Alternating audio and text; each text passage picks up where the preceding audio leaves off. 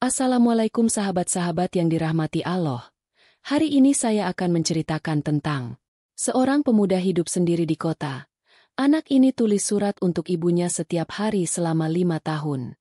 Cerita ini menyentuh tentang rindu, perjuangan, dan kekuatan doa seorang anak rantau yang setiap malam menulis surat meskipun tak pernah dibalas. Gimana kelanjutan kisahnya? Tonton video ini sampai akhir. Like dan subscribe ke channel ini sangat membantu serta menghibur dan menjadi amal jariah bagi kita semua. Bu, malam ini dingin. Hujan turun sejak maghrib.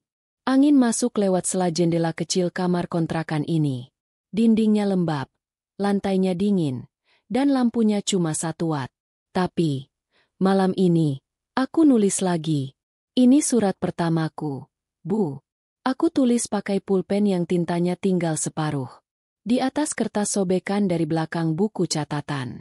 Bukan karena aku nggak mampu beli kertas, tapi karena aku tahu, surat ini nggak akan pernah ibu baca. Tapi aku tetap tulis. Karena aku rindu. Rindu yang nggak bisa aku ceritain ke siapa-siapa. 3 bulan sudah aku di kota ini. Kota yang katanya penuh harapan. Tapi yang aku temukan cuma suara mesin, langkah terburu-buru, dan wajah-wajah yang gak pernah sempat saling menyapa. Di sini, Bu, semua orang sibuk bertahan hidup. Aku kerja jadi penjaga parkir di siang hari. Malamnya, aku bantu bersih-bersih di warung makan Padang. Kadang kalau lagi beruntung, aku dikasih nasi bungkus sama pemilik warung. Tapi kalau enggak, aku tidur dengan perut kosong. Enggak apa-apa, Bu. Yang penting aku enggak nyusahin siapa-siapa. Tiap malam sebelum tidur, aku ingat senyum ibu. Ingat aroma dapur kita. Suara ibu yang suka nyanyi waktu masak. Aku tahu, sejak bapak meninggal, ibu sering pura-pura kuat di depanku. Tapi aku juga pura-pura kuat sekarang. Bu, biar kita sama-sama nggak kelihatan rapuh. Waktu kecil, ibu pernah bilang, kalau kamu ngerasa sendiri, tulis aja. Tulis semua yang kamu rasa. Biar hatimu lega. Dan malam ini, aku tulis semua. Karena aku ngerasa sendiri, Bu. Sendiri banget. Tapi aku janji, Bu. Aku nggak akan nyerah. Aku akan bertahan di kota ini. Aku akan kerja keras sampai bisa bikin ibu bangga. Dan besok malam, aku akan nulis lagi. Untuk ibu.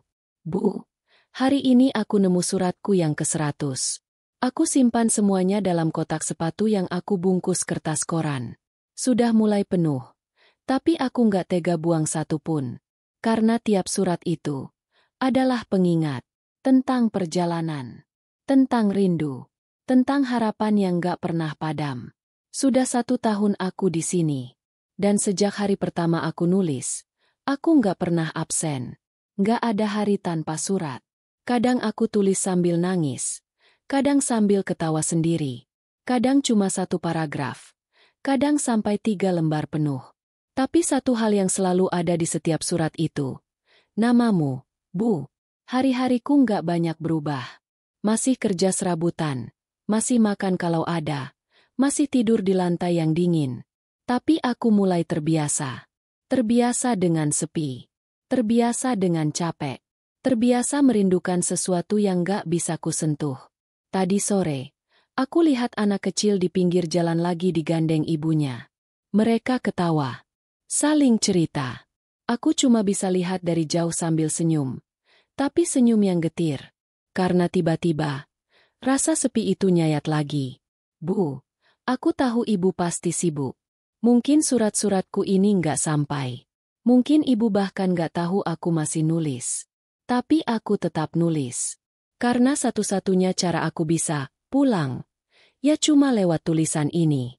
Kadang aku ngebayangin, gimana kalau nanti aku pulang. Aku ketuk pintu rumah kita. Ibu buka. Kita saling pandang, dan ibu bilang, kamu udah gede ya, Nak? Tapi itu cuma bayangan. Karena sekarang pun, aku belum punya cukup ongkos buat pulang. Tapi aku janji, Bu, kalau suatu hari aku bisa pulang, aku bakal bawain semua surat ini. Dan kita bakal baca bareng. Satu persatu. Dari awal. Kalau ibu mau tahu, Sekarang jumlah suratnya udah 1000 lebih. 1000 kali aku nulis nama ibu. 1000 kali aku bilang, aku kangen. Dan malam ini, aku tulis lagi. Buat ibu. Dari anakmu, yang gak pernah berhenti menunggu. Bu, malam ini aku nulis surat sambil gemetar. Bukan karena dingin, tapi karena hari ini, aku kehilangan satu-satunya teman. Namanya Dani. Teman sekamarku sejak 2 tahun lalu. Dia juga anak rantau. Kami saling jaga, saling bantu, saling tutup kekurangan. Kalau aku nggak punya uang makan, dia yang bayarin. Kalau dia sakit, aku yang cari obat. Kita nggak punya keluarga di kota ini, jadi kita anggap satu sama lain sebagai saudara. Tapi pagi tadi, Dani jatuh di jalanan waktu pulang dari kerja malam. Serangan jantung, kata orang. Aku lari ke rumah sakit bawa dia. Tapi nyawanya nggak tertolong. Aku duduk di ruang tunggu hampir 3 jam. Bu, sendirian. Cuma ditemani surat ini dan pikiran yang berisik di kepala. Kalau aku yang meninggal duluan, siapa yang bakal ngurus jenazahku? Siapa yang bakal kabarin ibu? Siapa yang tahu aku ada di sini? Pertanyaan itu muter terus di otakku. Aku jadi sadar, betapa sunyinya dunia ini waktu orang-orang yang kita sayangi nggak ada di dekat kita. Dani nggak punya siapa-siapa. Bahkan jenazahnya nggak ada yang jemput sampai sore. Aku nguburin dia pakai uang tabunganku sendiri. Aku yang doain. Aku yang mandiin. Aku yang usung. Tanganku gemetar waktu masukin tanah ke lubangnya. Bu, dunia ini kadang terlalu sepi untuk orang-orang kecil seperti kami. Tapi aku tetap bertahan. Karena aku masih punya tujuan. Masih punya satu nama yang selalu aku tulis setiap malam. Nama ibu. Tiap hari aku makin sadar. Hidup ini pendek. Dan satu-satunya hal yang bikin hidupku berarti, ya surat-surat ini. Karena lewat surat inilah, aku tetap merasa dekat sama ibu. Karena lewat surat inilah, aku masih bisa percaya bahwa pulang itu masih mungkin. Aku nggak tahu sampai kapan aku kuat. Tapi malam ini, aku nulis lagi. Untuk ibu. Karena selama namamu masih kutulis.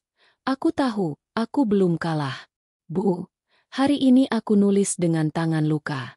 Luka kecil karena jatuh dari motor waktu kirim pesanan. Sekarang aku kerja jadi kurir ojek online. Bukan pekerjaan mudah, tapi cukup untuk bayar kontrakan, makan sehari sekali, dan beli satu pak kertas baru buat nulis surat. Sudah 3 tahun, Bu. 3 tahun aku tinggal di kota ini. 3 tahun aku hidup dengan rindu. Tapi untuk pertama kalinya, hari ini aku merasa seperti melihat cahaya kecil di tengah kegelapan. Tadi siang aku ngantar pesanan ke rumah besar di ujung gang. Pemilik rumah itu seorang ibu tua, duduk di kursi roda. Dia tanya namaku, lalu tiba-tiba bilang, "Kamu mirip anak saya waktu muda." Aku cuma senyum dan mengangguk. Tapi sebelum aku pergi, dia kasih aku sebungkus makanan hangat. Bukan makanannya yang bikin aku hampir nangis, Bu. Tapi kalimatnya, "Kalau kamu butuh tempat cerita, sini aja." Ibu udah lama nggak punya teman ngobrol. Aku berdiri di depan rumahnya agak lama. Dan untuk pertama kalinya dalam waktu yang lama, aku ngerasa seperti diingatkan bahwa aku masih hidup. Masih bisa dicintai. Masih boleh merasa ditemani. Malam ini aku tulis surat ini dengan tangan yang sedikit perih. Tapi hati yang sedikit lebih hangat. Mungkin Allah memang sengaja menjauhkan aku dari banyak orang. Supaya aku bisa lebih menghargai sedikit kebaikan yang masih tersisa. Bu, aku tahu. Aku belum bisa pulang. Tapi aku udah mulai nabung. Sedikit demi sedikit. Mungkin 6 bulan lagi. Mungkin 1 tahun lagi. Tapi aku janji, suatu hari nanti, aku akan ketuk pintu rumah kita. Aku akan berdiri di depan pintu, bawa kotak berisi semua surat ini. Dan waktu ibu buka pintu, aku nggak akan bilang apa-apa. Aku cuma akan bilang, "Aku pulang, Bu." Dan malam ini, seperti biasa, aku tulis lagi. Untuk ibu. Dengan rindu yang belum pernah selesai. Bu. Malam ini aku buka kotak sepatu itu lagi. Kotak tempat aku simpan semua suratku. Isinya udah penuh. Kertas-kertas kusut, tinta yang mulai pudar, lipatan-lipatan kecil yang robek di sudutnya. Tapi semuanya masih utuh, masih lengkap, masih penuh dengan namamu. Aku hitung. Jumlahnya sekarang 1826 surat. Tepat 5 tahun, Bu. 5 tahun tanpa henti. 5 tahun nulis tiap malam tanpa pernah ada balasan. Tapi aku nggak pernah ngerasa sia-sia. Karena setiap huruf yang kutulis selalu bikin aku kuat, bikin aku hidup, bikin aku percaya bahwa semua ini akan berujung pada pelukan. Tadi malam aku mimpi rumah kita. Mimpi ibu lagi duduk di teras, nyapu halaman sambil nyanyi pelan. Aku cuma berdiri di balik pagar, ngelihat diam-diam, tapi nggak bisa buka mulut. Rasanya kayak dada ini penuh tapi terkunci. Bangun-bangun, aku nangis. Bukan karena sedih, tapi karena rindu yang udah numpuk terlalu lama. Hari ini aku kerja 3 shift, dari pagi sampai malam. Aku capek, Bu, tapi aku semangat. Karena aku udah hampir cukupin tabungan buat pulang. 1 bulan lagi, kalau nggak ada halangan, aku bakal beli tiket. Tiket untuk pulang. Tiket untuk ketemu ibu. Aku udah bayangin semuanya. Aku naik bus pagi.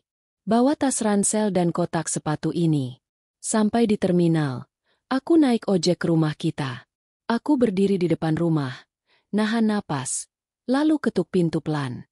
Bu, aku nulis ini sambil nahan tangis. Karena rasanya udah deket banget. Setelah 5 tahun, Bu, aku akan pulang. Bawa semua cerita yang pernah aku simpan sendiri. Dan surat malam ini mungkin akan jadi salah satu surat terakhirku. Tapi isinya tetap sama. Doa. Dan cinta yang gak pernah habis untuk ibu. Bu, hari ini aku beli tiket pulang. Rasanya gak percaya. Akhirnya aku bisa pulang setelah 5 tahun merantau.